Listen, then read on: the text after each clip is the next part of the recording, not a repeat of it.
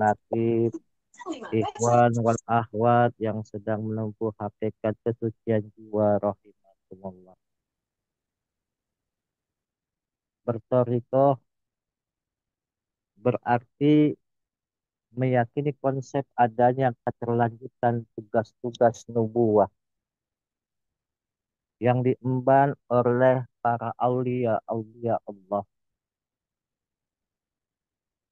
Keyakinan bahwa nubuah sudah berakhir ketika Nabi Muhammad SAW diutus ke muka bumi ini, namun fungsi-fungsi profetik pengamalan, pengamanan dan pelestarian ajaran-ajaran Islam masih terus berlanjut oleh para kekasih Allah.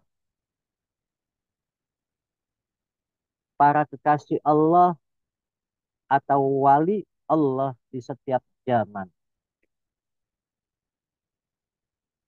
Dari masa ke masa selalu ada wali mursyid yang tidak pernah terputus silsilah nur kudsiyahnya. Dari sejak zaman baginda Nabi besar Muhammad Sallallahu Alaihi Wasallam hingga sekarang bahkan sampai akhir zaman. Silsilah kemursidan dalam tarikh inilah yang lalu menjadi rujukan atau referensi amaliyah secara day to day bagi para penempuh jalan tarikh.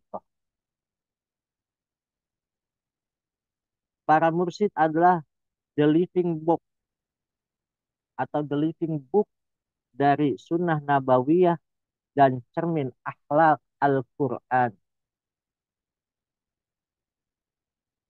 Peralihan dari syekh ke syekh penerus dari satu periode waktu sampai ke periode berikutnya melalui proses seleksi dan tarbiyah yang sangat panjang. Mursyid penerus adalah mursyid terpilih yang sudah dipersiapkan ruhnya sejak di alam ruh dan telah melalui pendidikan spiritual dan sosial berjenjang dari mursyid sebelumnya. Seorang penerus adalah perjumpaan takdir proses basyariyah menjalani tarbiyah secara tekun sehingga memperkokoh takdir. Penerus atau pelanjut adalah ia lulus menyirnakan diri, lebur kepada gurunya, atau yang dikatakan fana fi syekh. Begitu seterusnya sampai akhir zaman. Masyarul ikhwan rahimakumullah. Posisi wali mursyid lebih dari sekedar rujukan atau tuntunan zohir bagi kaum muslimin yang bersifat kaifiyah syariah dalam menjalankan ibadah. Lebih dalam dari itu merupakan wasilah ruhiyah hakikoh wusulnya. Sampainya suatu ibadah atau sebuah ibadah atau semua ibadah kepada Allah Azza wa Jalla. Maka wali mursyid yang kita katakan tanbih dalam setiap kita membaca adalah gambaran wali mursyid mengambil peran serta tanggung jawab ruhiyah ilahiyah atas murid-muridnya dalam menjalankan amaliyah ibadah kepada Allah Azza wa Jalla. Maka dari itu dalam surat Muhammad ayat 19, kenapa ada wali mursyid? Sabda daripada firman Allah surat 19 surat Muhammad atau surat ke-18 ayat yang ke-19. A'udzubillahi minasyaitonirrajim. Fa'lam annahu la ilaha illallah. Maka ketahuilah bahwa sesungguhnya tidak ada ilah atau sesembahan Tuhan selain Allah. Di sini dikatakan fa'lam, fi'il amar, dari kata i'lam, memberi kandungan bahwasannya ketahuilah bahwa wahai Nabi, bahwa tidak ada Tuhan sembahan yang hak kecuali Allah. Maka dari situ dimohonkan ampunan kepada Allah atas dosamu, dan mohonlah ampunan kepada Allah atas orang-orang mukmin dengan kalimat itu, baik laki-laki dan perempuan. Allah mengetahui tindakan kalian di siang hari saat kalian terjaga, dan tempat istirahat kalian saat kalian tidur di malam hari. Ini menjadikan bahwa hal tersebut yang mendorong adanya keterkaitan perintah Allah kepada baginda Nabi besar Muhammad Sallallahu Alaihi Wasallam untuk adanya penerus nubuah yang sampai sekarang ini dikatakan adalah Syekh Mursyid. Maka Syekh Mursyid adalah ahli ruh. Karena itu tidak relevan dengan konsep jarak jauh atau dekat dalam makna lahiriah. Jauh dekat sama saja nilai tarbiyah ruhaniyah. Apalagi sang murid secara istiqomah melakukan satu lagi ajaran penting dalam bertorikoh, yakni melakukan robitoh kepada mursyidnya di mana saja dan kapan saja, yakni yang mengikatkan dirinya selalu secara ruhani kepada Syekh.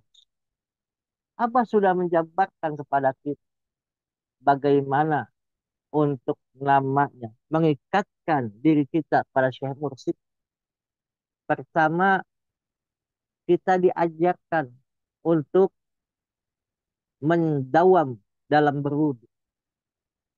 Yang kedua, kita diajarkan untuk senantiasa sholat di awal waktu agar frekuensinya sama dengan guru agung kita.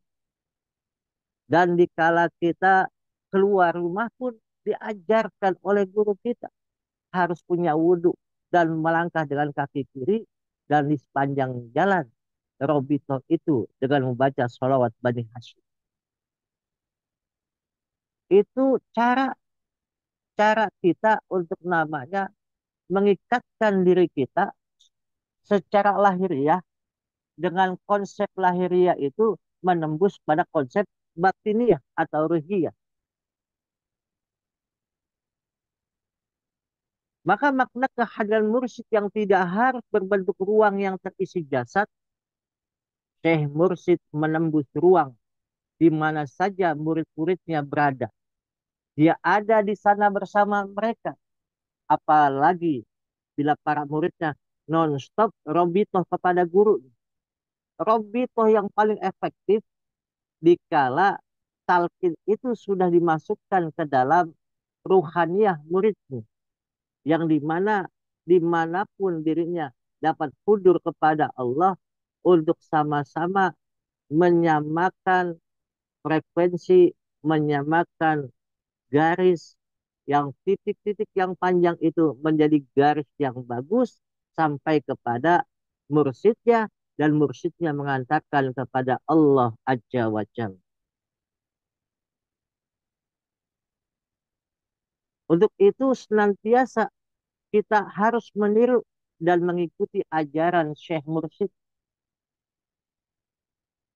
Lebih utama lagi bila para murid rutin bersyuhbah, bergaul dengan syekhnya di majelis-majelis silaturahim, wabil khusus di forum zikir atau manakib, untuk melihat napak tilas perjuangannya.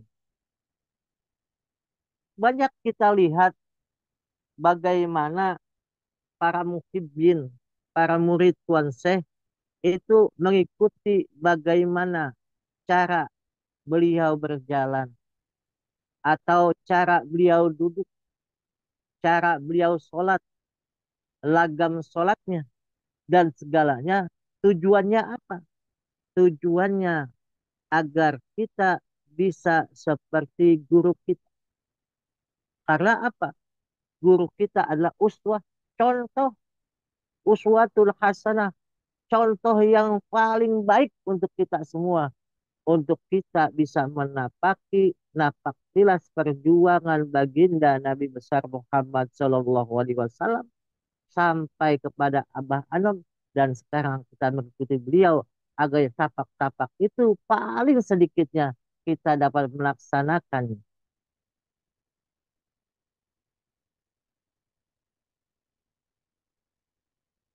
Para ahli silsilah thariqah Qadiriyah Naqsyabandi ya, biasanya mereka itu mengadakan sesuatu agar semua muridnya dapat terhubung kepadanya, yaitu dalam halakoh atau dalam majelis yang sekarang ini kita sedang laksanakan, yaitu majelis manaqib Tuan Syekh Abdul Qadir Jailani. Maka saat-saat kita bermujalasah, duduk bareng, walaupun secara zahirnya kita tidak bareng, tapi sesungguhnya kita sedang duduk bareng bersama Syekh Mursyid secara ruhiyah. Di situ ada transfer energi atau charging baterai spiritual kepada murid-muridnya. Maka di sini kita sedang mencas agar hati kita makin kesininya makin hidup, makin kesininya makin berpendara, agar kita bisa mengakses apa yang sudah diberikan oleh guru-guru kita semua, yaitu para ahli silsilah, wabil khusus silsilah yang PPKN ketiga ini. Di dalam kitab Sirul Asror yang dikarang oleh silsilah ke-19 Syekh Abdul Qadir Jailani dijelaskan, Aruh yaski ba'dukum ba'da. Sesungguhnya ruh-ruh itu saling meminum satu sama lain.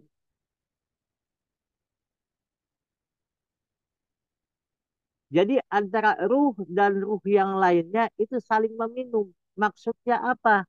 Saling namanya mencipratkan cahaya-cahaya ilahiyah yang Allah salurkan. Contohnya ini, kita terhubung dalam namanya Jum ini adalah cahaya-cahaya ilahiyah yang Allah turunkan kepada kita semua agar kita bisa terhubung. Konektivitasnya makin berkesinambungan. Oleh karena itu, proses tarbiyah atau pendidikan dari seorang mursyid semakin elektif dan tokcer bila sang murid memiliki tingkat khidmah atau pelayanan di atas rata-rata kepada guru mursyid. Sang murid akan dilimpahi karomah dari gurunya dan juga bisa hifzul hurmah, menjaga daripada apa yang sudah diberikan oleh gurunya, menjaga kehormatan guru. Ini sesuai dengan keterangan yang dikarang oleh guru agung kita silsilah ke-37, Syekh Ahmad Sohibul Wafa Tajul Arfin, mengatakan man hasunat khidmatuhu wajabat karomatuhu. Barang siapa yang khidmat kepada gurunya baik, maka wajib atas murid itu mendapatkan karomah dari guru. Ini bukan perkataan yang omong kosong belaka, tapi inilah kata-kata dari seorang wali mursyid yang memang mereka wajib mendapatkan limpahan. Coba kita lihat seorang salik atau seorang murid yang betul-betul khidmah kepada gurunya, melayani gurunya dalam artian bukan secara materi saja, tetapi secara hakikahnya bagaimana mereka mengamankan dan melestarikan ajaran ini. Atau itu adalah hikmah pelayanan yang luar biasa. Kalau dalam bahasanya, semuanya itu ada hubungannya. Tidak semuanya pengamal-pengamal itu yang memang duduk saja sering di atas sajadah. Tapi juga ada piranti-piranti lain. Ada yang hebat dalam bidang namanya amaliyahnya. Tapi ada hebat dalam bidang lahir lain. Contoh yang pasti, andaikan setiap waktu tidak bisa bertemu dengan gurunya secara jasmani, karena mereka terhijab daripada ruang dan waktu, atau tempatnya terlalu jauh. Baik contohnya, tidak bisa namanya bertatap muka secara langsung yang ada di Amerika, yang di Hong Kong, yang di Singapura. Tetapi mereka mengkaitkan dengan apa? Nah, dengan namanya majelis ini, agar mereka terkait, agar mereka merasa bahwasannya saya telah mendapatkan keberkahan yang luar biasa dari Allah, mendapatkan asma Allah, yaitu talqin, yang di dalam talqin tersebut adalah asma-asma Allah. Maka Abah mengatakan talqin itu adalah asma Allah, nama Allah. Taknya yang dikatakan at-tawwab, yang menerima taubat. Lamnya al-latif, pakai po, bukan pakai tak. Maka jangan ya latif, tapi ya latif, yang maha lembut, halus. Qafnya al-qayyum, maha berdiri. Maka kebanyakan al-qayyum itu banyak diamalkan oleh bapak-bapak. Ya qayyum, ya qayyum, ya qayyum. Dan huruf keempatnya ya al-yakin. Setiap apapun yang disampaikan oleh guru kita, timbulkan keyakinan dalam diri kita. Timbulkan namanya semangat dalam diri kita untuk melakukan, mengamalkan itu. Dan nun adalah an-nur, cahaya dari Allah. Maka semua orang yang penting selalu siap konsen. yang mengamalkan ini, maka mereka bisa mengamalkan dengan baik sehingga mendapatkan limpahan nur dari Allah Azza wa Jalla. Oleh karena itu, Syekh Mursyid sejak awal sudah mentanamkan pohon kalimat zikir di dalam murid kita dengan cara mentalkinkannya itu, yang itu adalah asma Allah, afdhul zikri, zikir yang paling utama yaitu kalimat thayyibah la ilaha illallah. Maka zikir ini berfungsi sebagai alat pembersih hati serta pencuci jiwa. Dengan mengamalkan zikir ini secara mudawamah terus menerus, maka akan berjalan mekanisme proteksi terhadap serangan dan godaan setan. Maka yang terakhir, kalimat thayyibah dari guru mursyid kita yang Allah limpahkan kepada kita adalah benteng Allah. Dalam sebuah hadis disebutkan, la ilaha illallah hisni, wa man dakhala hisni, wa man dakhala hisni amina min azabi. La ilaha illallah adalah benteng aku. Barang siapa yang memasukinya, maka sudah masuk bentengku. Barang siapa masuk dalam bentengku, aman dari azabku. Maka kita semua sekarang adalah sedang menjalankan, lalu melalui jalan tariqah yang kita pilih, yaitu fafiru ilallah. Segeralah kembali kepada Allah. Semua itu bisa bila kita tahu jalan kembalinya kepada Allah Azza wa Jalla. Semoga Allah berkahi semuanya, segalanya, selamanya. Wallahul muwafiq ila aqwamit thoriq. Wassalamualaikum warahmatullahi wabarakatuh. Waalaikumsalam warahmatullahi wabarakatuh. Allah